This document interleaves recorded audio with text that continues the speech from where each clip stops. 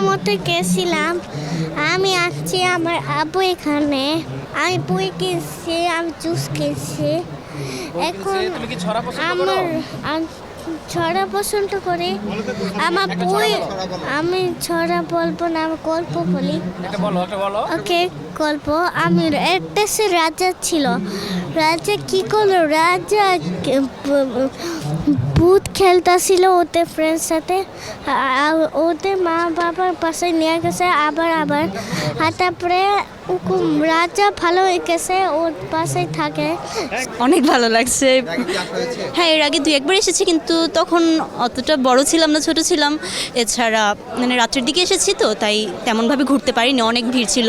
তুলনামূলকভাবে এবার সুন্দরভাবে হাঁটতে পারছি, দেখতে পারছি, সব কিছু অনেক সুন্দর। এক্স্যাক্ট আমি ব্যতিক্রমটা বলতে পারবো না, কারণ আমি তখনও তেমন জায়গায় ঘুরিনি। আমি ছোটো থাকার কারণে আমাকে কোথাও দেওয়া হয়নি। এবারই আমার মূলত ফার্স্ট মানে ডিটেলসে সুন্দরভাবে দেখা, এবং অনেক ভালো লাগছে বলতে গেলে সব জায়গাটা। সমরেশ মজুমদার, শরৎচন্দ্র চট্টোপাধ্যায়, হুমায়ুন আহমেদ, তিনজনটি বেশি পড়ি। ওনার ভাষাটা অনেক মানে সাবলীল। এছাড়া উনি মানুষের অনুভূতিগুলো খুব সুন্দরভাবে প্রেজেন্ট করে, খুব ভালো লাগে ওনার উপন্যাসগুলো। এছাড়া হুমায়ুন আহমেদেরগুলোও ভালো লাগে, যে ওনাকে আধুনিক যুগের শরৎচন্দ্র বলা হয় আর কি। আমার এই বলে অনেক ভালো লাগছে। মানে আমার মনে হয় আমি ফার্স্ট টাইম এখানে আসলাম, তো এখানে অনেক ভালো লাগতেছে। অনেক নতুন নতুন বই দেখতেছি, অনেক কিছু দেখতে পারতেছি, সব মিলে সব ভালো লাগতেছে। বেশি পড়ি রহস্য, অ্যাডভেঞ্চার এরকম ধরনের বই। হ্যাঁ, একটা বই কিনেছি।